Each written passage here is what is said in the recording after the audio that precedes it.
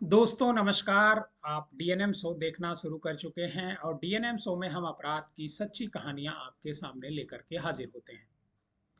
और आज की कहानी जो पिछले करीब 15 दिन से सबसे चर्चित लव स्टोरी है उत्तर प्रदेश की, उसकी हैप्पी एंडिंग या बैड एंडिंग कहें, जो भी आप समझें, उसकी पूरी कहानी मैं आपको बताऊंगा।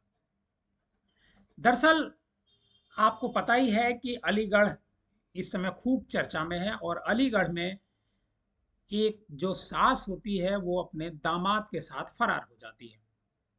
सास और दामाद कई दिन तक फरार रहते हैं, पुलिस के दबाव में वापस आते हैं और वापस आने के बाद पुलिस और परिवार वाले बहुत कोशिश करते हैं कि सास और दामाद का ये जो रिश्ता है, ये जो प्रेम कहानी है, ये टूट जाए, ये अलग हो जाए।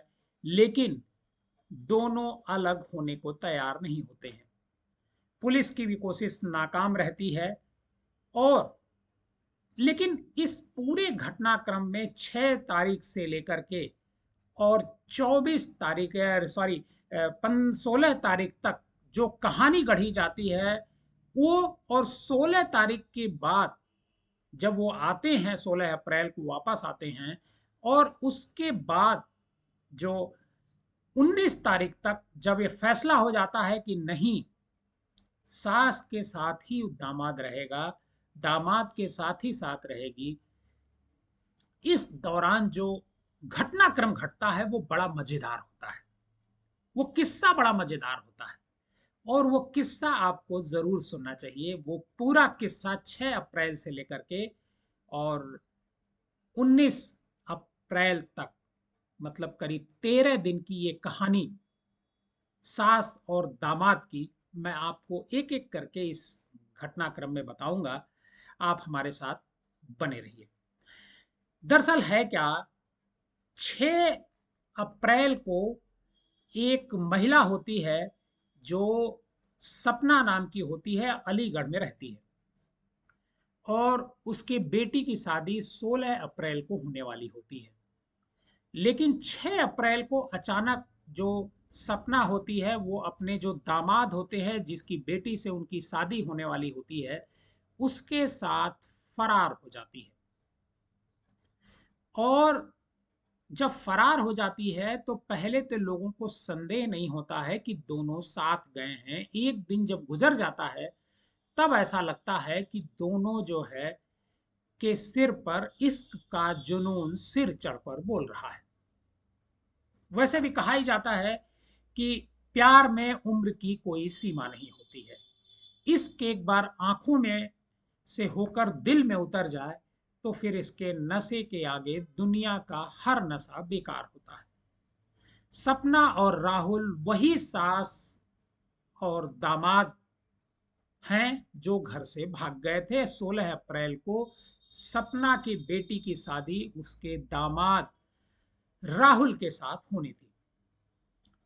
परिवार वाले सपना और राहुल दोनों की तलाश करते हैं। जब वो दोनों नहीं मिलते हैं तो पुलिस को सूचना दी जाती है और पुलिस इस मामले में हस्तक्षेप करती है। पुलिस दोनों का जो मोबाइल होता है उसको ट्रैक करती है और ट्रैक करने के बाद उसे भी इन तक पहुंचने में करीब 4 से 5 दिन लग जाते हैं।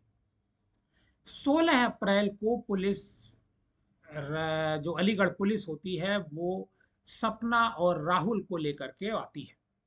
जब सपना और राहुल दोनों पुलिस थाने में पहुंचते हैं तो जो सपना की बेटी होती है और उसके जो बच्चे होते हैं वो सब वहां थाने पर पहुंच जाते हैं और मां से घर लौटने की गुहार करने लगते हैं। एक एक बच्चा कहता है कि मां घर चलो। लेकिन सपना के सिर पर उसके दामाद के साथ जो इश्क है वो इस कदर चढ़ चुका था, इस कदर वो इश्क में डूब चुकी थी कि वो अपने बच्चों को झटक दे रही थी और उसने कहा कि इन बच्चों से मेरा कोई लेना देना नहीं है, अब मैं इन्हीं के साथ रहूंगी, मतलब राहुल के साथ। पुलिस का जो परिवार परामर्श केंद्र हर थाने में होता है और हर जिले में बल्कि होता है, और वहाँ पर इसी तरह के मसलों को सुलझाया जाता है। वहाँ पर वो बेटी भी आती है जिसकी शादी राहुल के साथ होने वाली होती है।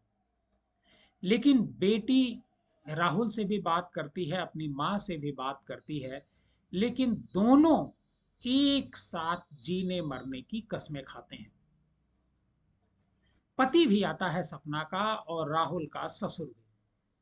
वो भी अपनी पत्नी को समझाता है, दामाद को समझाता है, होने वाले दामाद को, लेकिन सपना कहती है कि अब वह राहुल की हो चुकी है, घर वापस नहीं लौटेगी, दोनों अब कोर्ट मैरिज करेंगे। जो सपना की बेटी है अनीता, जिसकी शादी होने वाली थी राहुल से, उसका बुरा हाल था, रो रो कर। माँ की हरकतों से गुस्साई जो बेटी ये अनीता है, वो थाने जब पहुंचती है तो माँ को खूब खरी खोटी सुनाती है। यहाँ तक कि जो उसका पति होता है उस पर भी घर के टूटने का जो डर होता है, क्योंकि उसे लग रहा था कि अब घर टूटने वाला है, वो भी अपनी पत्नी को समझाता है। गांव की महिलाओं भी पहुंचती हैं थाने पर और वो भी सपना को लाज शर्म की याद दिलाती हैं, लेकिन सपना किसी की नहीं सुनती। सपना का आरोप थाने में है कि उसकी बेटी ने राहुल को मेंटल कहा था, जिसके बाद उसका झुकाव राहुल की तरफ बढ़ने लगा और धीरे धीरे दोनों एक दूसरे के करीब आ गए। पुलिस जो है दोनों का मेडिकल चेकअप कराती है और मेडिकल चेकअप कराने के बाद काउंसलिंग करती है, घंटों तक काउंसलिंग करती है, लेकिन दोनों की सेहत पर कोई फर्क नहीं पड़ता है।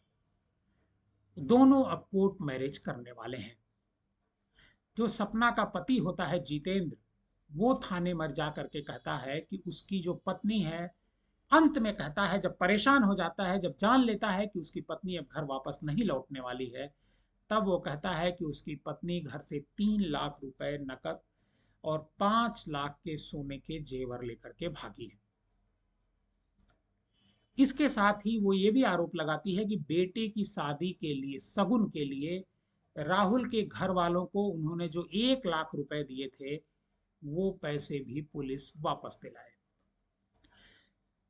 उसने ये भी कहा कि रत्ना और राहुल को फोन भी दिलाए थे, वो भी सब वापस किया जाए।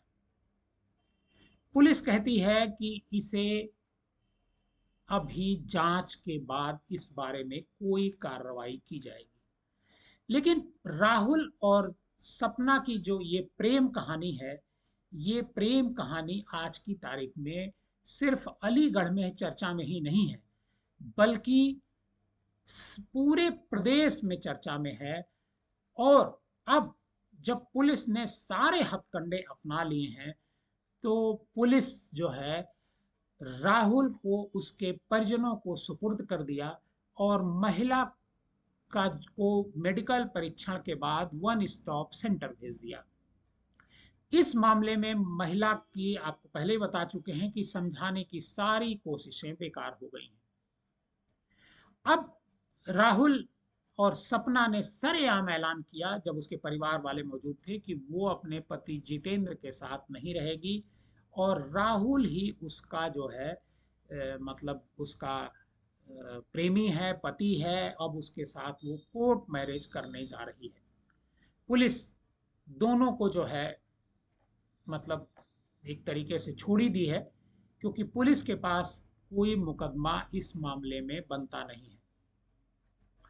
और हम आपको बताएं कि आखिर राहुल और सपना दोनों के बीच नजदीकी कैसे बढ़ती है।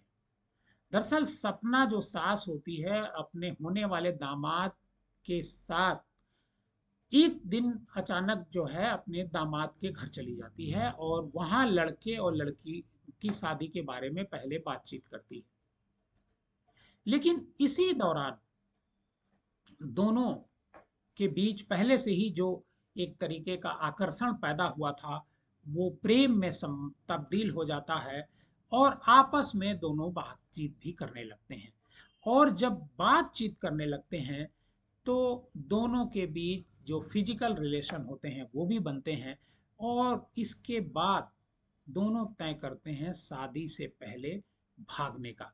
मतलब शादी 16 अप्रैल को होती है और 10 दिन पहले जो 39 साल की सपना होती है वो 22-23 साल के अपने दामाद राहुल के साथ गायब हो जाती है। अब दोनों का तय हो चुका है कि वो दोनों एक साथ रहेंगे। परिवार और पुलिस की सारी कोशिशें बेकार चली गई और अब इसको एक तरीके से हैप्पी एंडिंग कहेंगे या बैड एंडिंग कहेंगे, लेकिन फिलहाल हैप्पी एंडिंग ही कहना चाहिए क्योंकि दोनों अब एक साथ रहेंगे। दोनों खुश हैं, ऐसा वहां के लोगों का कहना है। आप डीएनएम शो देख रहे थे।